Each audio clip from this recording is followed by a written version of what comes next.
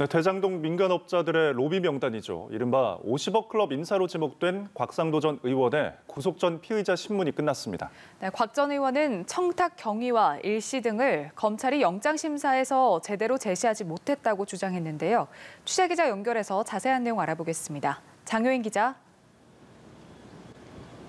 네, 서울중앙지방법원에 나와 있습니다. 조금 전인 오후 12시 반쯤 곽상도 전 의원의 영장실질심사가 끝났습니다. 곽 전 의원은 취재진들에게 이런 불미스러운 일에 연루된 것에 대해 깊이 죄송하다는 말씀을 드린다고 하고 들어갔습니다. 화천대유가 참여한 하나은행 컨소시엄 구성에 도움을 준 대가로 아들 퇴직금 등 명목으로 50억 원을 받았다는 의혹에 대해 어떻게 생각하는지 묻자 오늘 신문 과정에서 청탁받은 경위나 일시, 그리고 장소 등 자세한 내용이 나오지 않았다고 주장했습니다. 자신이 하나은행 김정태 회장에게 부탁을 했다는 근거 자료를 검찰이 갖고 있지 않다고도 덧붙였습니다. 또 50억 클럽 의혹이 불거진 지 오래됐지만 자신을 제외한 나머지 사람들에 대해선 검찰이 면죄부를 주는 방향으로 가고 있다며 50억 클럽이 실체가 있는지 의문이라고 말했습니다. 짧은 입장 표명을 마친 곽 전 의원은 호송차를 타고 서울구치소로 이동해 법원의 결정을 기다리고 있습니다. 구속 여부는 이르면 오늘 밤 나올 것으로 보입니다. 네, 장 기자, 오늘 영장심사의 쟁점은 무엇이었나요? 네, 우선 검찰 입장에선 곽 전 의원이 컨소시엄 구성과 관련해 어떤 부적절한 부탁을 했고 또 은행 측의 누구에게 어떤 청탁을 했는지 소명하는 게 관건입니다. 앞서 곽 전 의원은 입장문을 통해서 영장에는 이런 부분이 드러나 있지 않다며 이런 일을 하지 않았기 때문에 앞으로 검찰에서 이 부분을 특정하지 못할 것이라고 주장했습니다. 아들 병채 씨가 받은 퇴직금의 대가성도 밝혀야 하는데요. 곽 전 의원은 입장문에서 이 돈이 아들의 성과급이라며 부정한 금품이 아니라는 취지로 말했습니다.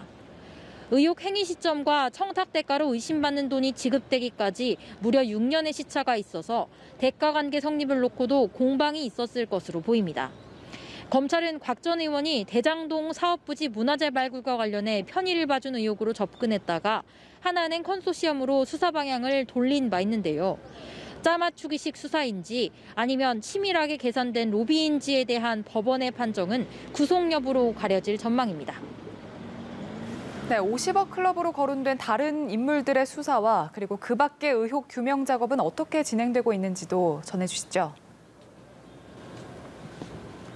네, 우선 지금까지 이른바 50억 클럽으로 거론된 6명의 인사 중 총 4명이 소환 조사를 받았습니다. 곽 전 의원을 포함해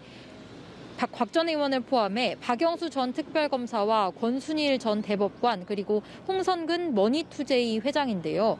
이 중 권순일 전 대법관에 대해선 검찰이 변호사법 위반 혐의로 재판에 넘길 방침인 것으로 알려졌습니다.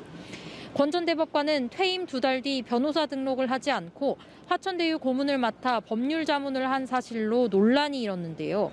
지난해 이재명 경기지사의 선거법 위반 사건 판결 당시 무죄 의견을 내고 대법원 논의를 주도한 대가가 아니냐는 이른바 재판 거래 의혹은 무혐의 처분될 것이란 관측이 제기됩니다. 이럴 경우 검찰이 수사 미진 비판을 피할 수 없다는 지적도 나옵니다. 박영수 전 특검에 대해선 혐의 파악을 위해 조사를 이어가고 있는 단계입니다. 다만 김수남 전 검찰총장과 최재경 전 민정수석은 아직 혐의가 명확하지 않아서 조사 여부가 불투명한 것으로 전해졌습니다. 지금까지 서울중앙지법에서 연합뉴스TV 장효인입니다.